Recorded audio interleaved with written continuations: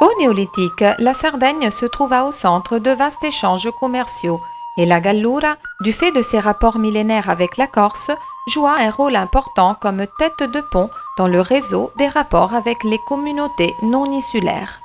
La circulation d'un précieux verre noir, l'obsidienne, donna naissance à la richesse matérielle et culturelle. On le trouve en Sardaigne sur le mont Arce. Ce matériau, utilisé dans la confection des armes et des outils parce qu'il était tranchant, résistant et facile à travailler, fit connaître la Sardaigne dans tout le bassin méditerranéen. Avec l'âge du bronze, on assiste à un changement profond. Les routes commerciales changent en fonction de la circulation des métaux et en conséquence, les liens culturels changent aussi.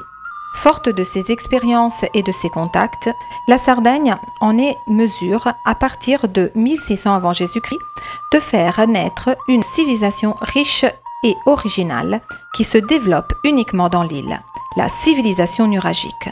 On assiste alors à l'affirmation et à la diffusion du phénomène mégalithique, mais avec des canons architecturaux nouveaux et originaux. Plus de 7000 tours témoignent du développement capillaire de cette civilisation sur le territoire sarde et en caractérisent encore aujourd'hui son paysage. Le nurag est un édifice civil qui, dans sa forme la plus élémentaire, se compose d'une tour troncoconique construite avec des assises horizontales, sans mortier, à l'intérieur de laquelle se trouve une chambre couverte en tholos. Ce terme grec désigne une fausse coupole obtenue par la restriction progressive vers le haut de rangées de pierres et sans clé de voûte portante. Dans la partie occidentale de la plaine d'Arzachena, au centre d'un contexte territorial géographiquement défini, se dresse le nurag al-Bucciu, différent de ceux rencontrés jusqu'à présent car de type mixte. En effet, il associe aux caractéristiques structurelles du nurag en tholos celles du nurag à couloir de typologie plus fréquente en Gallura. À côté de la chambre en tholos du rez-de-chaussée, un couloir escalier partant de l'entrée située dans la longue façade de l'édifice traverse la structure et donne accès à la terrasse, d'où l'on passe à la salle la plus grande et la plus accueillante de tout le nurag, jadis fermée par une fausse coupole. Pendant les fouilles, on y a trouvé des foyers, des récipients pour bouillir le lait, des plaques en argile pour la cuisson du pain, des pots pour conserver les aliments témoignant d'une économie agro-pastorale, et encore des poids de métier à tisser et des fragments de fuseaux suggérant la pratique du tissage. Surtout le versant ouest affleure un éperon naturel de granit sur lequel s'appuie en l'englobant dans ses murs toute la structure. Au nord-ouest s'ouvre la chambre supérieure d'une tour, autrefois accessible par le côté postérieur de l'édifice au moyen d'un escalier.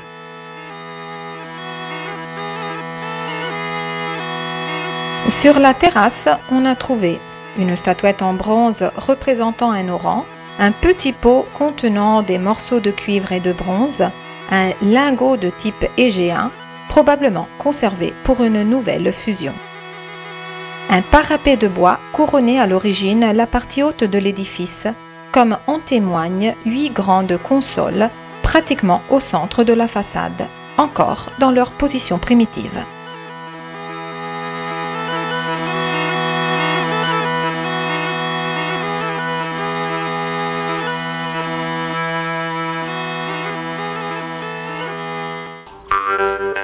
Les tombes de géants, dont le territoire d'Arzachena possède 2 des plus beaux exemples de toute la Sardaigne, sont des monuments sacrés utilisés pour les rites funéraires collectifs.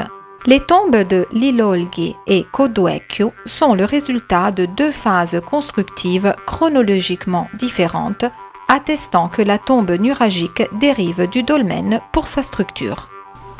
À l'âge du bronze ancien, 1800 avant Jésus-Christ, la tombe de Lilolghi naît en effet comme une petite allée couverte, englobée par la suite dans le long couloir dolménique et comprise dans un unique tumulus monumental, auquel s'adjoindra, en pleine époque nuragique, l'hémicycle frontal de l'exèdre, élément distinctif de la tombe et signe d'un changement de rite. Sur l'ère cérémonielle de l'Exèdre, la communauté pratiquait un culte qui favorisait la cohésion sociale, le culte des morts. La mise à jour d'un abondant matériel en céramique atteste la consommation de repas rituels. La destruction des objets utilisés pendant ces repas semble indiquer une action symbolisant le passage de la vie à la mort. La tombe de géant de Kodoekyo est elle aussi le résultat de deux phases constructives. Au long couloir sépulcral, recouvert autrefois de terre et de gravier, fut ajouté l'exèdre. La tombe nuragique était une tombe commune destinée à la majeure partie des habitants du village. L'absence de dépôt funéraire à côté du défunt et le manque d'éléments distinctifs semblent indiquer l'égalité sociale, tout au moins devant la mort. Les défunts étaient inhumés à l'intérieur de la chambre funéraire par le haut, grâce au déplacement d'une des dalles de couverture du couloir. Les tombes de géants de Lilolgi et Kodoekyo sont tournées vers l'Orient, où naît le soleil et donc la vie.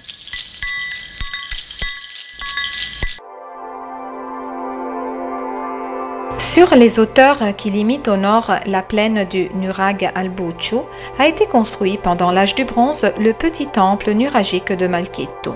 À l'intérieur d'une gorge creusée par les cours d'un fleuve, il domine l'ample vallée au-dessous. Aujourd'hui, on monte vers le temple à travers un sentier grimpant au milieu des éboulisses, de la végétation et des ruines d'autres structures nuragiques et on ressent la sacralité du lieu. Celle-ci ne se dégage pas des structures qui ne sont pas imposantes, mais vient de la nature du lieu isolé, de la domination des espaces alentours, de l'intensité de la lumière filtrée par une végétation dense. L'édifice à plan rectiligne avec parois latérales plus longues par rapport à la façade où s'ouvre l'entrée appartient à la typologie des temples à Mégaron de l'époque nuragique. Il se compose de deux parties distinctes, un atrium et une chambre intérieure, tous deux recouverts jadis d'un toit de bois à double pente. La fonction sacrée du lieu, dévoilée par ses caractéristiques structurelles, ne semble pas évoquer la pratique d'un culte particulier. Il est probable qu'il s'agisse d'un sanctuaire commun, ou plutôt d'un lieu de rencontre pour les communautés nuragiques du territoire.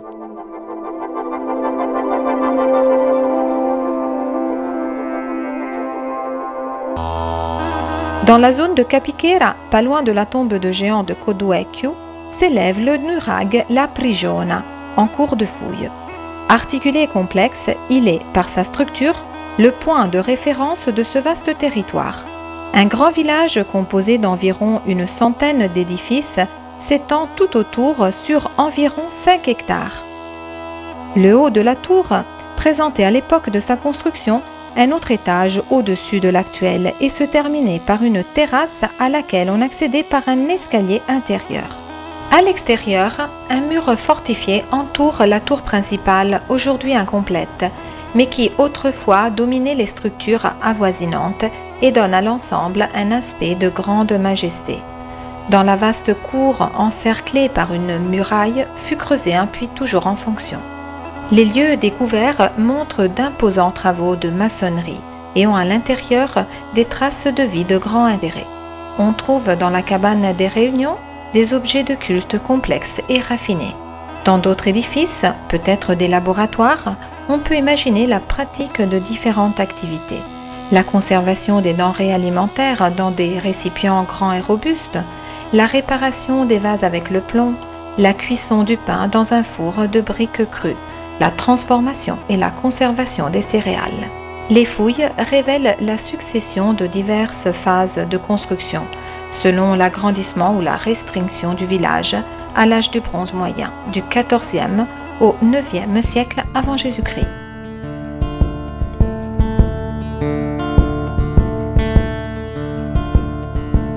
Dans le laboratoire installé à Arzachena, de jeunes restaurateurs, assistant le personnel spécialisé de la sous-intendance archéologique, travaillent sur du matériel provenant des fouilles du nurag La Prigiona.